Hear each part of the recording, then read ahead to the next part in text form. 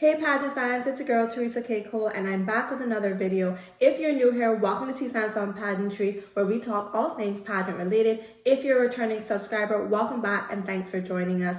I do want to say that if you are new here and you haven't subscribed, please consider subscribing. And if you've already subscribed, make sure to hit the notification bell so you can be notified of when my next video comes out. Now, without further ado, let's get into this review of Miss USA.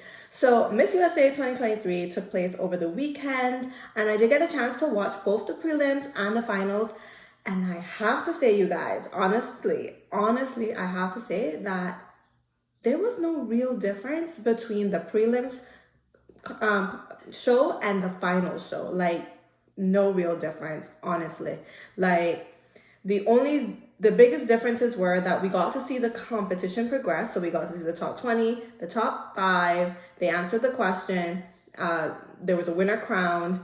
All the runners that were announced, and we saw some behind the scenes video packages of the contestants. That's really the biggest differences, and honestly, that really did not impress me, and it was actually kind of, like low-key boring compared to Miss USA's of the past.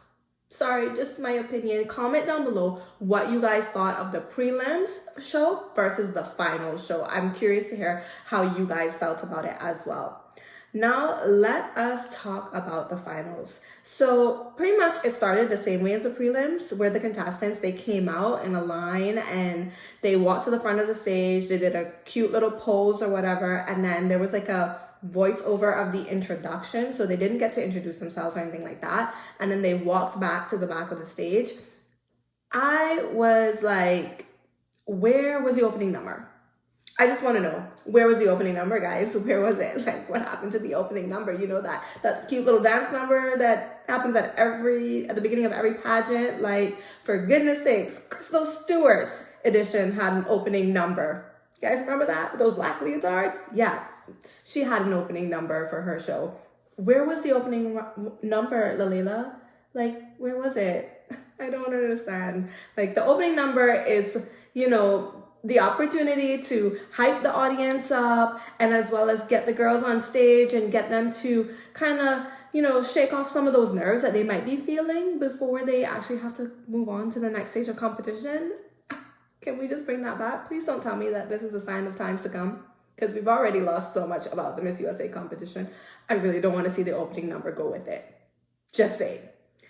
Anyway, we also got to hear from Lalila. It was the same package, I believe, from the prelims, where they showed her just talking about, being the new owner of Miss USA, which is fine, fair, I guess. She is the new owner, and this is her first edition. So I think it was fine. It wasn't anything major to me. I mean, maybe I missed it because I think I kind of got a little bit bored and stopped paying attention at some point. So maybe I missed something important. Comment down below if she said something that maybe I missed altogether. I don't know. And speaking of video packages, they also played a behind the scenes package of the contestants, which I thought was entirely too long. It was just entirely too long. And it, after a while, became quite boring because all we were seeing were clips and clips and clips of the ladies posing and laughing and looking pretty. And I'm like, aren't we past this point in pageantry where women are just supposed to be seen and not heard? Like, can we get some, I don't know, conversation, a little bit of an interview in there? Like, why was it so long? And also, why was it only clips of the girls looking pretty? Like, I don't understand. Like, can we bring back the interviews and such? Like, I don't have a problem with them showing videos of the girls looking cute and fun and pretty and all of that stuff. That's all great. But the fact that it was long, it was just killing me. I was like, this is not showing me nothing. I know nothing about these ladies from this video. Like, ugh, I don't like it. Comment down below what you guys thought about the behind the scenes package that they played. Okay, so the top 20, I have to say, before we get into the top 20, I have to say, from watching the prelims competition, I was severely underwhelmed by a vast majority of the contestants' performances. I don't know if it was nerves, but I feel like they just weren't on par with past Miss USA competitions. And also, when you're thinking about, you know, choosing a title holder that's going to go compete at Miss Universe, we want to see women who are at that Miss Universe level. And I feel like there were just not enough women who were competing on a Miss Universe level. So don't get me wrong. It's not that I thought that their performances were bad. It's more so that I just wasn't feeling that Miss Universe level of competition from them. So that was really interesting. So the top 20 were as follows: Illinois, DC, Texas, California, Pennsylvania, Connecticut, Hawaii, New Jersey, Florida, Alabama, Virginia, South Carolina, Utah, Kansas, Nevada, North Carolina, Washington, Wisconsin, and Maryland, and New Mexico. Now, there were a few people in there that I was surprised to see make it into the top 20. People like DC. DC was on my radar before the prelims, but when I saw her at prelims, I was so surprised because I felt like her energy was low. I didn't really feel like she was exuding a lot of that Miss Universe vibe that we were looking for. So I was surprised when she made the top 20, but I was happy for her because I genuinely do like DC. Who else surprised me? Alabama surprised me, but in a pleasant way, because I did think Alabama was really cute. There's something really sweet and cute about her. But again, that's not really what's going to make us get that back-to-back win for USA. Like, that's not really gonna help us when it gets to Miss Universe. So Arkansas also surprised me. New Mexico surprised me in being there. I just felt like New Mexico, I don't know, she just wasn't exuding that energy as well for a Miss Universe. So I was surprised, but she was the people's choice. So I'm very happy for her, of course, but I'm just saying, to me, those were some of the women that I was surprised to see make it into the top 20. After watching the swimsuit round, which I have to say, the swimsuits I thought were cute. I definitely think we've seen worse swimsuits in the past, and I thought the butterfly design, I didn't mind it. I don't know how you guys felt about it, but I didn't personally mind it. I thought after watching swimsuit that the people who stood out the most to me were probably Illinois, Texas, California, Pennsylvania, Hawaii, Florida, Utah, Nevada, Maryland. Those were some of the ladies that stood out to me during swimsuit. Of course, we started with a top 20, and all top 20 got to do evening gown as well as swimsuit. So after watching evening gown, my ladies who I thought stood out were Texas, California, Pennsylvania, Hawaii, Virginia, Utah, Nevada, Maryland. Those were the ladies I thought really were speaking to me. I really liked them. I enjoyed their performances. But what I did not like is this cut from 20 to 5. That was brutal, in my opinion. These ladies, that was so brutal, and to me it was so unfair to these ladies, because these ladies have been working so hard all year long to get to this point. And so I think there is something to be said when you make it to the top 20 and then you make it to 15 and 10 and then 5. That's a really great accomplishment in the pageant world. To it's a noteworthy accomplishment for these ladies, and for them not to know where exactly they ranked other than just being in the top 20 and then the 5 who advance, I just feel so unfair. And also it killed the anticipation and the excitement of the show, because we went from 20 to 5 in record time. So I was just this is no fun. It really was no fun. And for me as a pageant fan, I want to see, I kind of want to see where the judges' mindsets are as we kind of go through the elimination rounds. And I really didn't get to see that until we got to the top 5. And I was just this cut doesn't work for me. And I'm hoping next year that they can at least do they do top 20, maybe they do 10, and then they do 5. At least do that.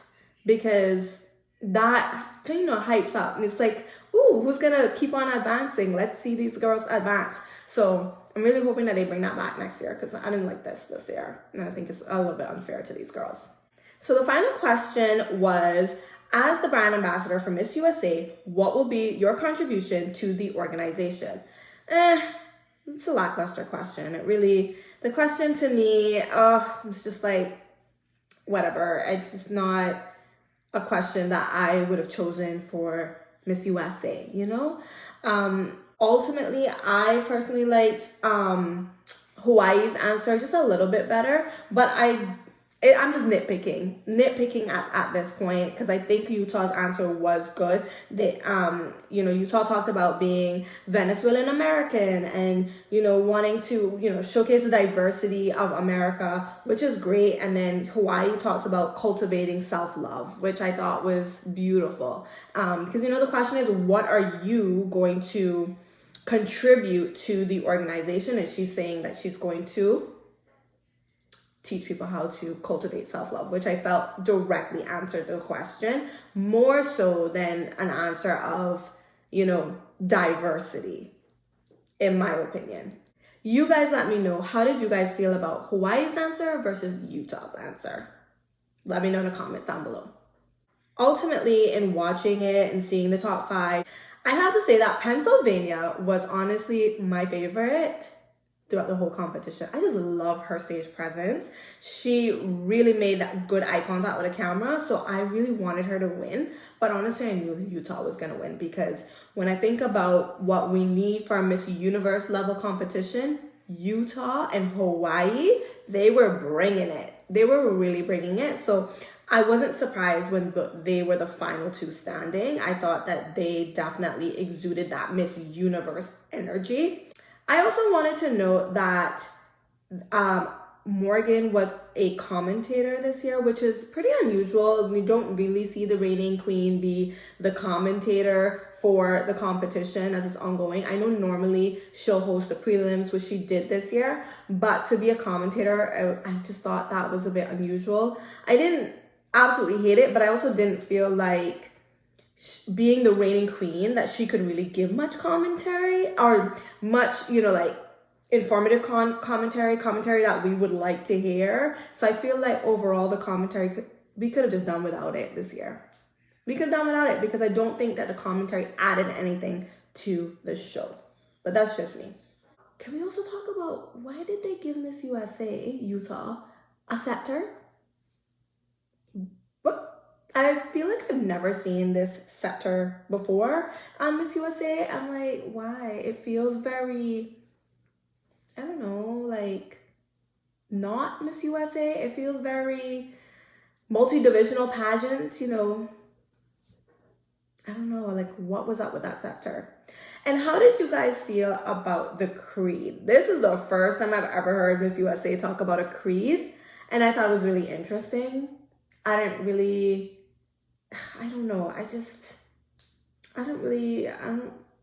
care for it too much, but okay, I guess. I guess maybe they want to bring it back, which I think is nothing wrong with it, but it's just, I don't know. It just was, to me, the whole show was just lackluster. I mean, there were no performances. There were no performances by any artists. Like, you're in the US. You couldn't invite, like, a performer to come and perform for the evening gown portion, give us some entertainment like that. I don't know, like, did I miss it? Maybe I missed it because I have to be honest. I was like low-key bored and like was in between looking at my phone and talking. So maybe I missed a performance, but I didn't see it. I don't see no performance. So comment down below if you saw a performance and I missed it somehow. I didn't see any. And also, Arbany was not present, which I understand that she was in like Paris doing a fashion show, which amazing. Kudos to you, girl, for getting that opportunity. But y'all couldn't like ask her to do a video recording, like to play on stage that night. I don't understand. I feel like as the competition gets passed on to different owners, things are starting to just fall through the cracks. And this hasn't just happened between Crystal to Lalela. Like, this has been happening. Like, certain things are just slowly falling through the cracks. For example, why were there hardly any photos of the Miss USA contestants on the Miss USA Instagram page this year? Like, somebody explain that. Did you guys forget about social media? I don't understand. There was hardly no photos. Hardly any photos of Miss USA contestants. And I don't understand that because normally there's like a lot to post about the competition. And I feel like This year, it just wasn't. I feel so bad for these girls this year. I feel like this class, they just did not get a good experience, in my opinion, compared to like years gone by. I don't know. What do you guys think? Tell me all about it in the comments down below. Well, that's all I have for you guys today. Comment down below all your thoughts. I can't wait to hear it. It was overall just a lackluster show, and I'm hoping that next year, with more time, Lalela can restore Miss USA to its former glory. Please.